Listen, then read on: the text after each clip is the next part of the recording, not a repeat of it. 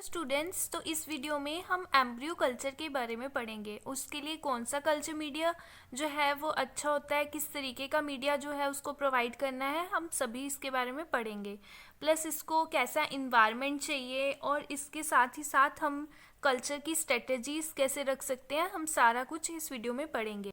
The zygotic embryos develop through the following stages, that is pro-embryo, globular, heart-shaped, torpedo-shaped to cotyledonary stage या shape बोल सकते हैं हम।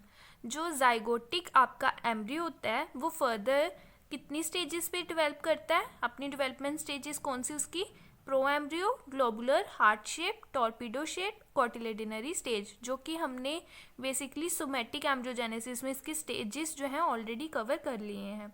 A fully developed embryo undergo a period of maturation during which the embryo become stress tolerant. एक जो पूरा developed embryo होता है वो इन सारी स्टेजेस को क्या करता है, कवर करता है, ताकि वो पूरा मेच्योर हो सके।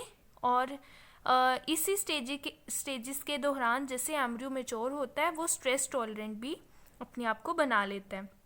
Up to a certain stage, that is up to a globular stage in capsula the embryo is heterotrophic. जब तक एम्ब्रियो कौन सी स्टेज में होगा, ग्लोबुलर स्टेज तक होता है। कैप्सुला की उन्होंने एग्जांपल दिया, उस केसेस में एम्ब्रियो जो है वो स्पेशली हेटेरोट्रॉफिक होता है। हेटेरोट्रॉफिक मतलब वो किसके ऊपर डेवलप्ड है, वो पूरा का पूरा अपनी डेवलपमेंट के ऊपर पूरा का पूरा डिपेंडेंट है, किसके ऊपर, एंडोस्पर्म के ऊपर। सो एंडोस्पर्म से वो पूरा न्यूट्रिएंट ले रहा है, इसी वजह से हम एम्ब्रियो को हेटेरोट्रॉफिक बोल देते हैं अप टू ग्लोबुलर शेप जो इसकी स्टेज है कैप्सुला में। Beyond this stage the embryo become autotrophic. और इसके बाद की जो स्टेजेस है, that is heart shape, torpedo, cotyledonary, इस स्टेजेस में आते आते जो एम्ब्रियो है वो खुद ऑटोट्रॉफिक बन जाता है and is able to synthesise its biochemical needs from simple nutrient that is salt and sugar.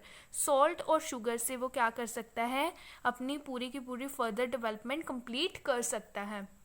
In general, older an embryo, the simpler its nutritional needs। हम जनरली क्या देते हैं, जितना ज़्यादा वो mature और older होगा एम्ब्रियो, उतनी ज़्यादा उसकी न्यूट्रिशनल नीड्स भी क्या होंगी, एकदम सिंपल होंगी। वो सॉल्ट और शुगर से वो अपनी पूरी डेवलपमेंट कंप्लीट कर लेगा। Careful studies have shown that embryos are quite sensitive to salt solution of culture media। हमने बहुत जैसे स्टडी की तो उससे ये पता चला कि जो एम्ब्रियोज होते हैं वो सेंसिटिव किसके होते हैं, ज़्यादातर सॉल्ट सॉल्यूशन के।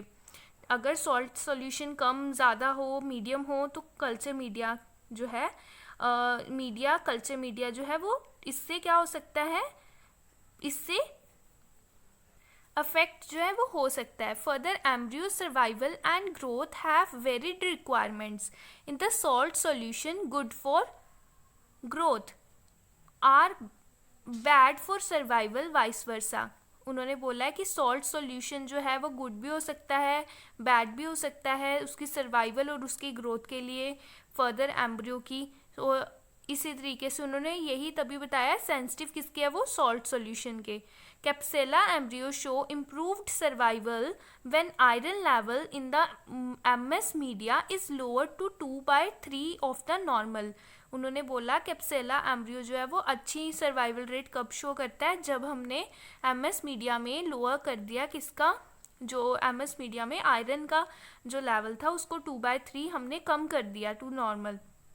Calcium chloride concentration is double, और इसकी कम कर दी, एमएस मीडिया में आयरन की कम कर दी हमने लेवल, और कैल्शियम क्लोराइड कंसंट्रेशन को डबल कर दिया जितना नॉर्मली वो होता है। In addition increase potassium and micro nutrients double कर दिए। इंक्रीज क्या कर दिया, पोटाशियम कैल्शियम क्लोराइड इंक्रीज कर दिया, माइक्रो न्यूट्रिएंट, बट डिक्रीज क्या किया, सिर्फ और सिर्फ आयरन।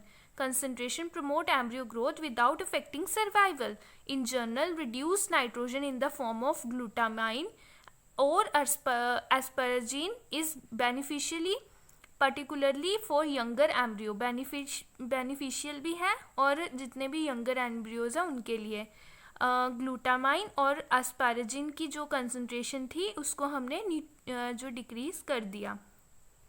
नेक्स्ट क्या बताया है, ये हम जितना भी पढ़ रहे हैं ये BD सिंह की बुक है जिसको मैंने प्रेफर किया है। ये हम BD सिंह की बुक से पढ़ रहे हैं, बायोटेक्नोलॉजी की बुक है ये। Now, sucrose is the best carbon source. About 8 to 12% sucrose generally used when approximately the osmotic potential of the young embryo sag. अगर हम sucrose की concentration 8 to 12% रखते हैं तो embryo sag की जो development है वो भी अच्छी होती है। High osmolarity of the medium prevents precocious germination. इससे क्या होता है कि जितनी ज़्यादा हम 8 to 12% तक हाई रखेंगे उससे प्रिकॉशियस जर्मिनेशन नहीं होगा। प्रिकॉशियस जर्मिनेशन कौन सी जर्मिनेशन होती है? प्रिकॉशियस जर्मिनेशन एक उस तरह की जर्मिनेशन है जिसमें जो आपके एम्ब्रियोज हैं वो अपनी डिवाइड कम्प्लीटली नहीं हुए होते हैं, पर फिर भी वो जो है सीडलिंग या प्लांटलेट बनाने के लिए जो अपना प्लांटलेट और सीडलिंग है वो तैयार कर देते हैं। मतलब उसकी पूरी तरह से वो मैच्योर नहीं होते हैं और वो मैच्योरिटी से पहले ही जो है प्लांट को तैयार कर देते हैं। और मैनिटोल कितना रखना है? 120 ग्राम पर litre is a suitable heart shaped embryos. Mannitol इनके लिए इन्होंने बताया। पहले सुक्रोज की बात की, फिर मैनिटोल की बात की है। जनरली जो ग्रोथ रेगुलेटर्स हैं उसको हम इसमें नहीं यूज़ करते हैं एम्ब्रियोस में, usually autotrophic in this respect, but some species low level of growth regulators have marked beneficial effect. अगर उन्होंने बोला है वैसे तो ग्रोथ रेगुलेटर्स प्रोवाइड ही नहीं करते हैं, लेकिन अगर हम ग्रोथ रेगुलेटर्स दे भी देते हैं तो इससे क्या होता है कि अगर हम लो लेवल का ग्रोथ रेगुलेटर देते हैं तो इससे जो स्पीशीज़ हैं वो मार्क्ड इफेक्ट, बेनिफिशियल इफेक्ट जो है वो शो करती हैं। एब्सिसिक एसिड जो है प्रिकॉशियस जर्मिनेशन और promotes orderly embryo development and mature. Precocious germination को चेक कौन करता है? Abscisic acid. और प्रमोट किसको करता है? एम्ब्रियो की डेवलपमेंट और मैच्योरेशन को और भी ज़्यादा वो डेवलप करने में हेल्प करता है। Next, most earlier study use complex additive like coconut milk, various plant extract, seed extract generally had beneficial effect. क्योंकि ये एक तरह का कोकोनट मिल्क और ये जितने भी एक्सट्रैक्ट हैं वो एज अ मीडिया काम करते हैं। The sucrose requirement of the embryos declines sharply with the embryo growth. So far for the best result embryos need to transfer to the new media। कहते हैं कि जो सुक्रोज की रिक्वायरमेंट है वो धीरे धीरे कम करता जाता है। जो एम्ब्रियो है ना उसको सुक्रोज की रिक्वायरमेंट कम होना स्टार्ट हो जाती है और इसी वजह से हमें जो है जो एम्ब्रियो है जैसे जैसे वो डेवलप करता है उसे न्यू मीडिया में ट्रांसफ़र करना पड़ता है। as grow during culture, a specially devised culture system has followed arrangement of the two media, जिसमें पेट्री डिश में मीडिया सेंटर में हमने सेंटर मीडिया में 180 ग्राम पर लीटर सुक्रोज डाला होता है, कैल्शियम डाला होता है, आयरन नहीं होता है और लो सॉल्ट होते हैं, प्लेंटी ऑफ अमाइनो एसिड होते हैं। और मीडिया में पेरीफेरी में सेंटर में ये डाल दिया और जो उसकी साइड वाली आउटर साइड होती है पेरीफेरी में हमने हाई सॉल्ट कंसंट्रेशन और हाई आयरन रखा होता है। सेंटर में आयरन ज़्यादा नहीं रखते हैं और ना ही सॉल्ट कंसंट्रेशन ज़्यादा रखते हैं, but no sucrose amino acid. Periphery में जो साइड रीजन होगा वहाँ पे हम क्या नहीं रखेंगे? सुक्रोज और अमाइनो एसिड नहीं रखेंगे। Embryos are cultured on a central media, और एम्ब्रियोज को प्लेस कहाँ करेंगे? सेंटर वाले मीडिया में, पेरिफेरी में रखेंगे उसको। Which become gradually modified due to the diffusion of constituent from the into and outer media. Into और आउटर मीडिया, जो अंदर का सेंटर पोर्शन का मीडिया और जो साइड से उसको मीडिया प्रोवाइड हो रहा है, उससे क्या होगा कि वो आपस में डिफ्यूज़ होने के कारण जो ग्रेजुअली धीरे धीरे डिफ्यूज़ होंगे, मीडिया आपस में मिल जाएंगे और वो एम्ब्रियो को मिलते जाएंगे।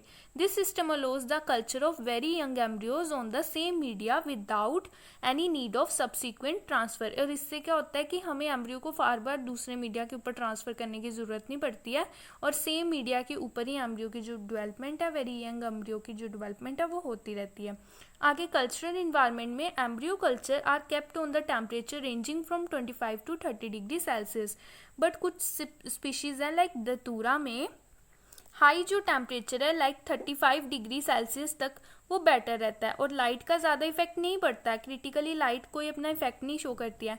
लेकिन अगर प्रिकॉशियस जर्मिनेशन है जैसे कि बारले में, तो उस केस में जो लाइट है वो अपना इफेक्ट जो है वो क्या करेगी?